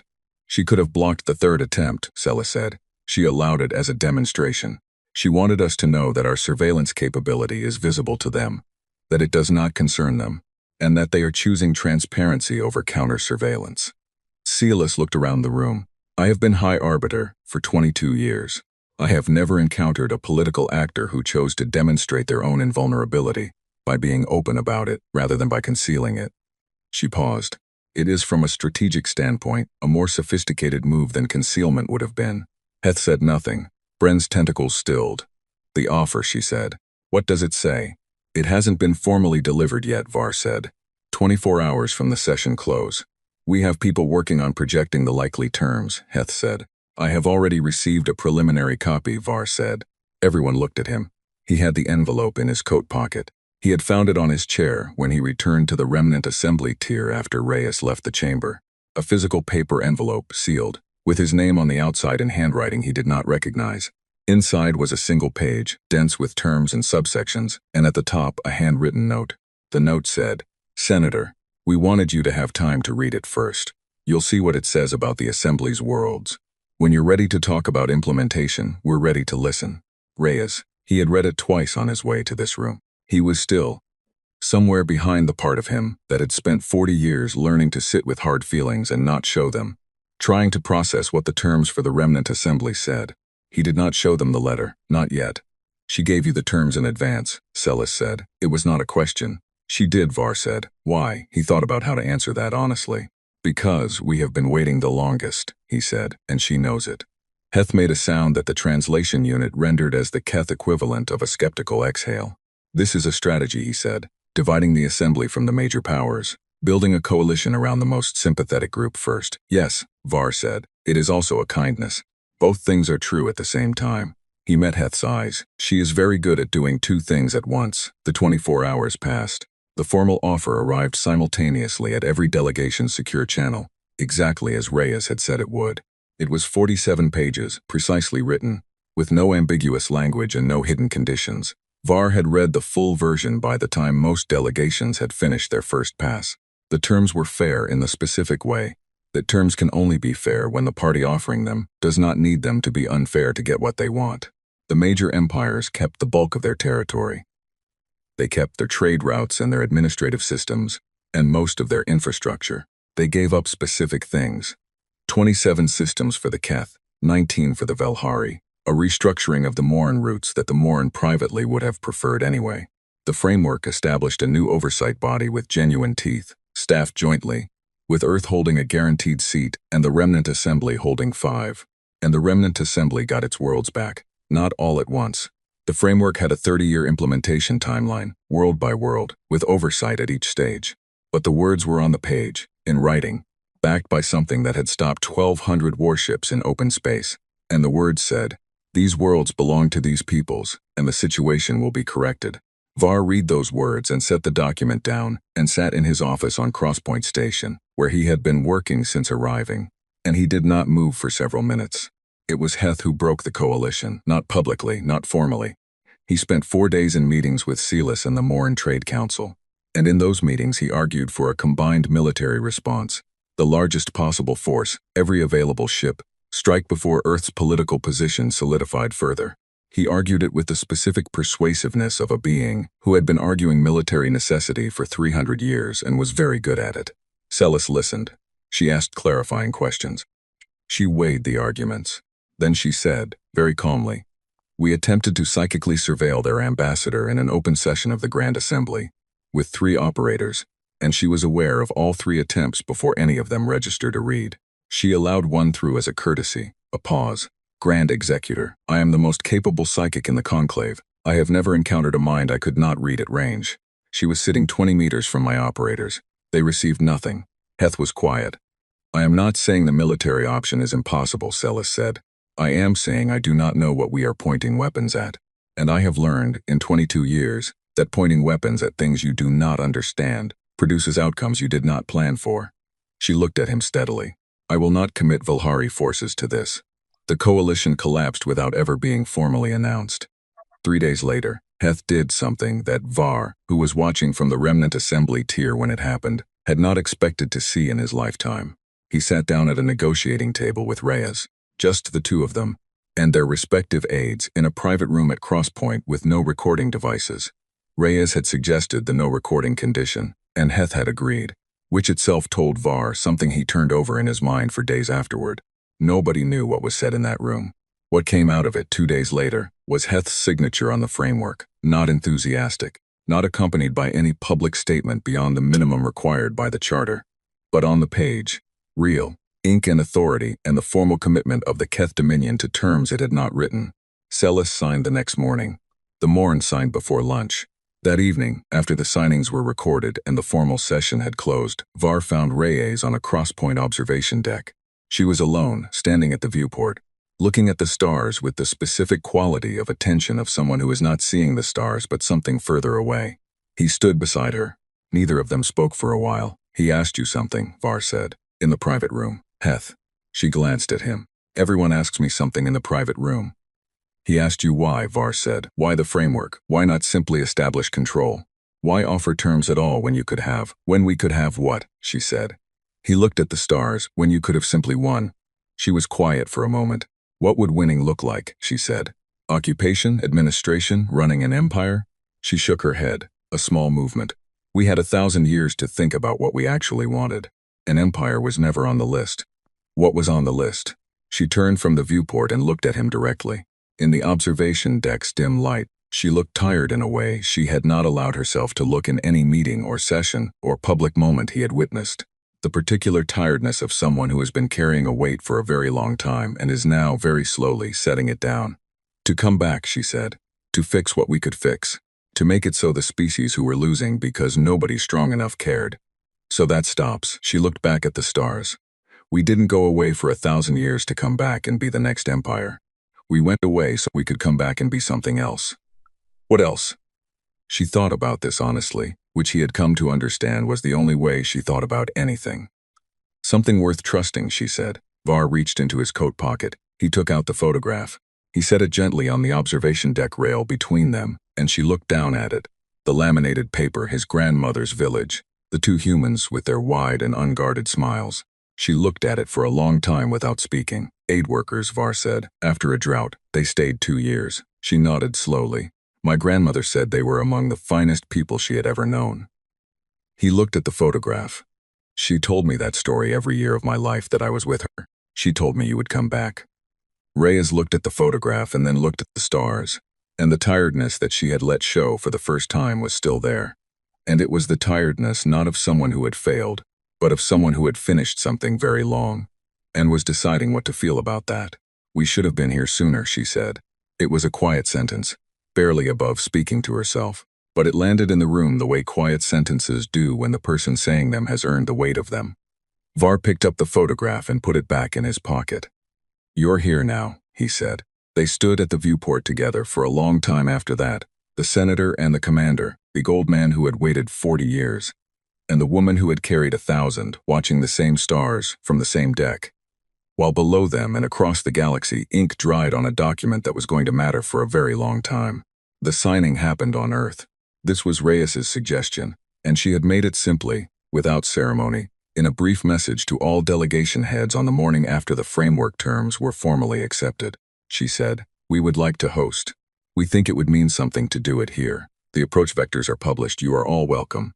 Nobody objected. 12 delegations made the journey. The Keth diplomatic vessel.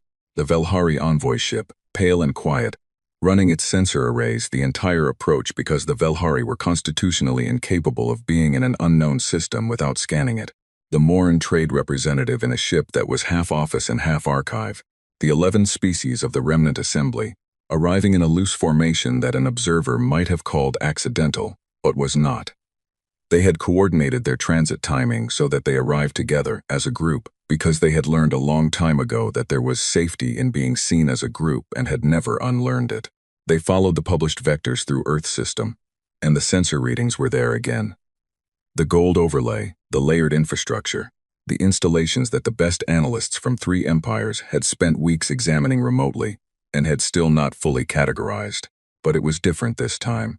The fleet arrest was not repeated.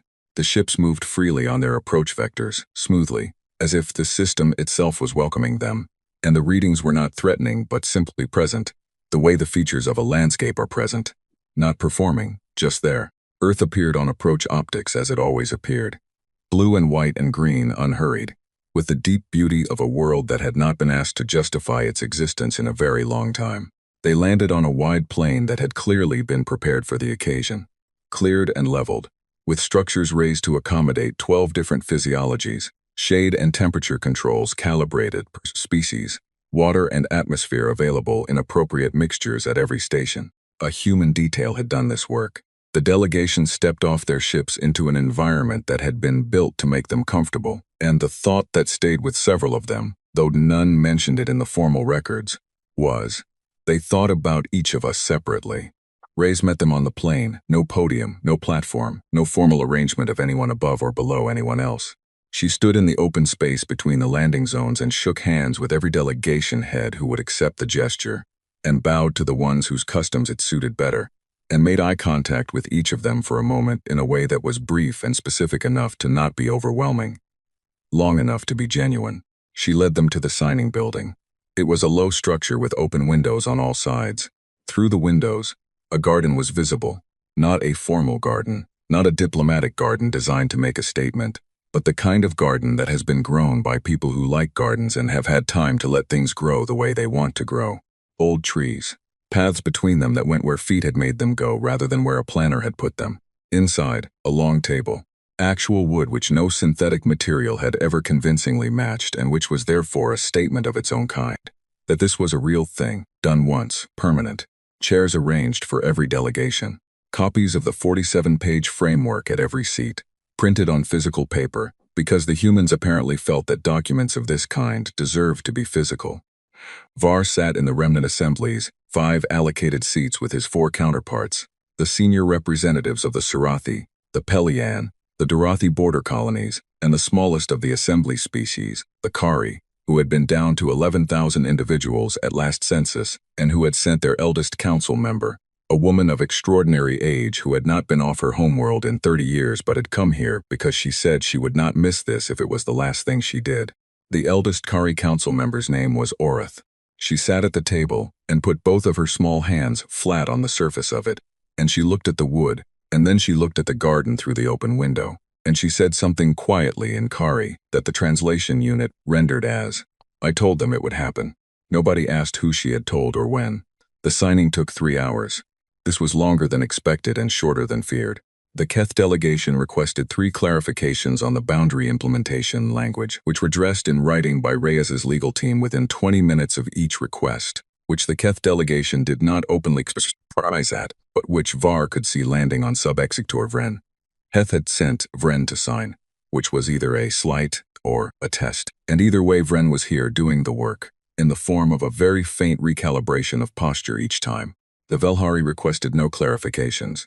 Celis had sent an arbiter named Kalen, who read every page with the complete attention of someone who had read it 4 times before and was reading it a 5th to confirm.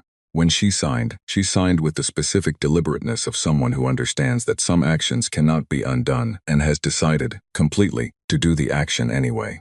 The Morin signed quickly. Bren was practical. She had done the numbers. The restructured trade routes under the new framework made the Morin better off economically in the 15-year projection, and the Morin were excellent at 15-year projections. She signed, put the pen down, and looked at Reyes with the direct gaze of a being completing a transaction. The trade route guarantees, she said. In Section 14, Reyes said.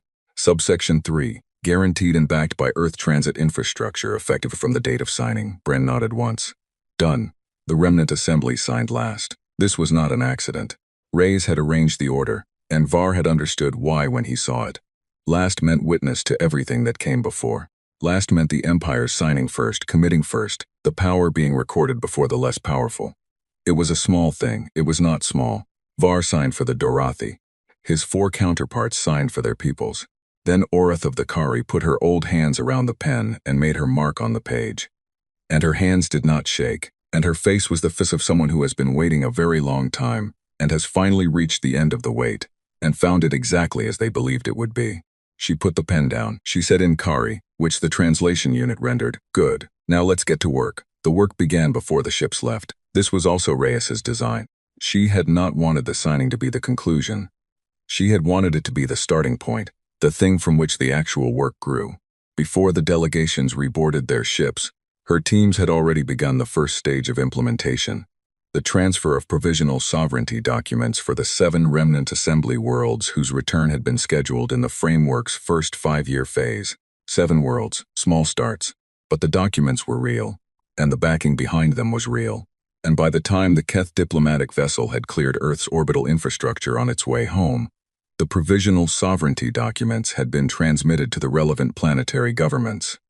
What was left of them, in some cases, and that was its own kind of weight, with Earth's formal acknowledgement attached. Var did not leave with the other delegations. Reyes had asked him to stay briefly before the ships departed. He had said yes. He stayed on Earth for 3 more days.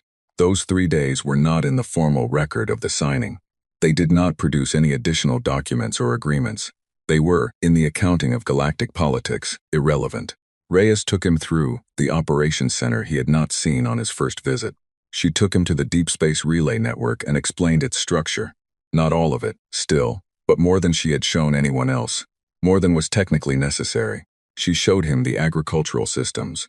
She showed him the medical research, the databases of species-specific medicine that Earth's researchers had been building for 3 centuries in the between, 1 species at a time, on the grounds that when they came back, they intended to be useful. There was a database entry for every species in the remnant assembly.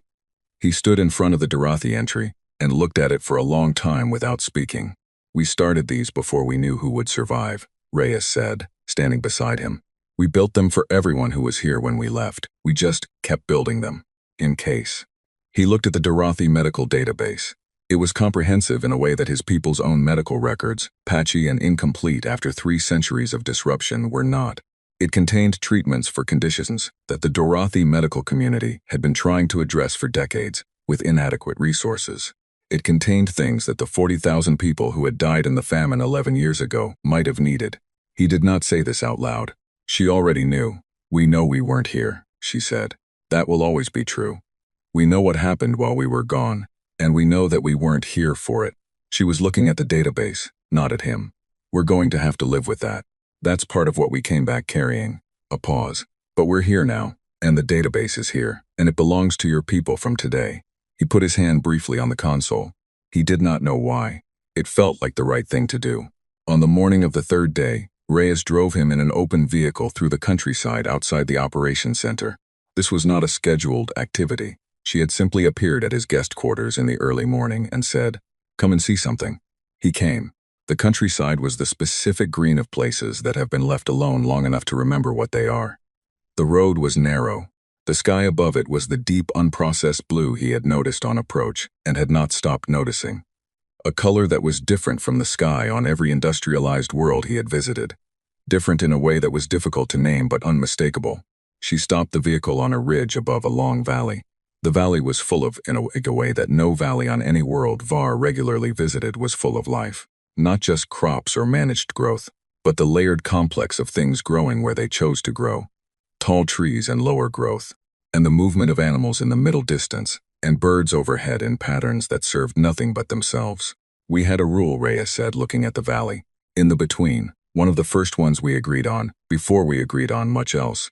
Whatever we built in there, the research, the infrastructure, the expansion, we were going to do it carefully.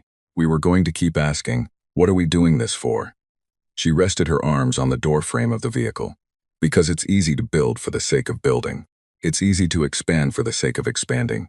We'd seen what that looked like," she glanced at him, "from the outside before we left, and we didn't want to come back and be that."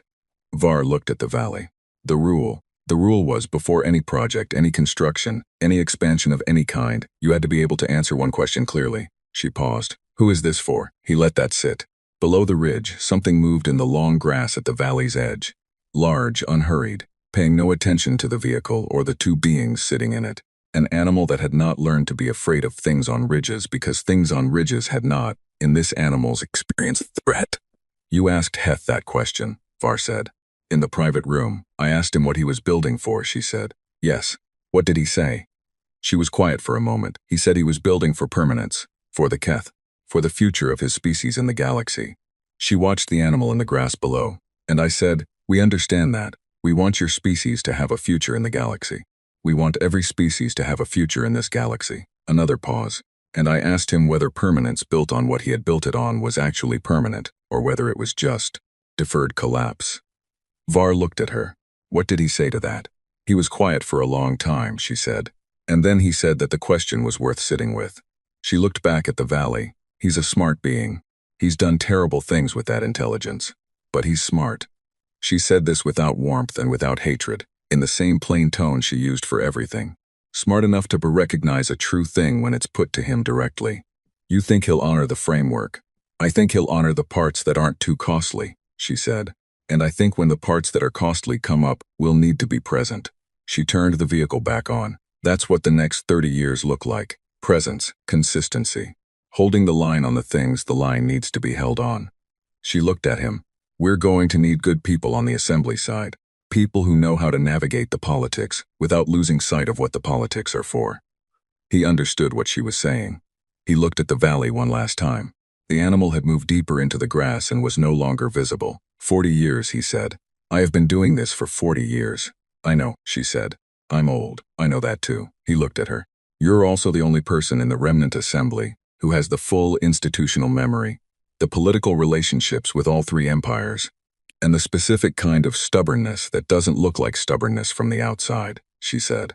It was not flattery. It was an assessment delivered plainly. We need that in the oversight body, for as long as you're willing. He looked at the sky, the blue sky, the unprocessed blue of a world that had been given time and had used it well. My grandmother would have found this very satisfying, he said. Rhea smiled, the small honest kind, the only kind she seemed to have. Tell me about her, she said. On the drive back, he told her. 6 months after the signing, a Dorothy girl named Sally stood in a field on a world her people had been returned to. She was 9 years old. The field had been farmland before the displacement, and it was going to be farmland again. And right now it was tall, dry grass that reached her shoulders and moved when the wind pushed through it. Her mother was in the village a kilometer behind her, working on the preliminary soil surveys. Her older brother was helping with the equipment setup. Her job, because she was 9, and this was how 9-year-olds helped on survey days, was to stay out of the way, which she was doing by walking into the field until the grass was taller than she was, and sitting down. She lay on her back and looked at the sky. She knew about the compact. Her mother had explained it, and her teachers had explained it before that, and she had read the summary documents in the school files because she was the kind of child who read things that were not assigned. She knew the word between and what it meant. She knew about Commander Reyes and Senator Var, and the framework and the 30-year implementation timeline. She knew that this world, this field, this grass, this sky, was supposed to have been theirs all along, and was now theirs again, and that this had happened because something very old and very far away had come back. The sky above her was darkening at the edges as the sun moved. The first stars were appearing. She knew their names. Her teacher had taught them, the Dorothy names and the old human names both, because the school had a new curriculum since the compact, one that included Earth's records of the sky, which were very old and very detailed and now freely available to anyone who wanted them. And there was the other light, the one that was not a star, steady and fixed in a specific position above the eastern horizon, unblinking in the way of something placed deliberately rather than something burning. An Earth relay station, one of dozens now in this system, threaded into the network that ran from here outward in all directions, connecting this world to others and those to others, all the way back to the blue-green planet that had come home. Sally had asked her mother once what the relay stations actually did, beyond connecting communications. Her mother had thought about it for a moment and then said, "They mean we're not alone anymore." Sally had thought about this answer for a long time. She was still thinking about it, lying in the tall grass, watching the relay station's steady light. The galaxy she was going to grow up in was not the one her parents had grown up in. She understood this in the way children understand large things. Not fully, not with all the weight of it, but truly in a way that would only grow heavier and more real as she grew into it. She understood that something had been wrong for a very long time. and that someone had gone away and come back and done something about the wrong thing, and that it was going to take a long time for the doing to finish, and that she was going to be alive for a lot of that time. She reached up her hand into the air above her. She pointed at the relay station light. She held that position for a moment, arm extended, one finger pointing at the small, steady point of a humanity that had been gone for 1,000 years, and had come back carrying everything it had made of the time. She had a word for it now, a word her teacher had taught her from the Earth records, an old human word for the feeling of a thing that has been lost coming back. Return. She said it quietly, to the sky, to nobody, to the grass moving around her. Return. The relay station held its position. The stars came fully out. The field breathed in the slow way of fields that have been allowed to be fields, unhurried and ordinary and, after everything, still here. Sally put her arm down. She got up and walked back through the tall grass toward the lights of the village, toward her mother and the survey work and the smell of food, and all the ordinary things that ordinary evenings were made of on worlds that had been given back to the people they belonged to. Behind her, the sky held everything. Stars old and new, the light of the relay station, the particular dark of a horizon that would be bright with sunrise in a few hours, the same sun that had risen on this world since before anyone was there to see it, and would rise again tomorrow, and the day after that, and for as long as the world turned. The galaxy was different now, not fixed, not finished, not without the long, hard work that Reyes had described on the ridge, the 30 years of presence and consistency and holding lines that needed holding, but different. The kind of different that starts in one place and spreads outward slowly and cannot be undone, the way a root cannot be undone once it has grown deep enough into the ground.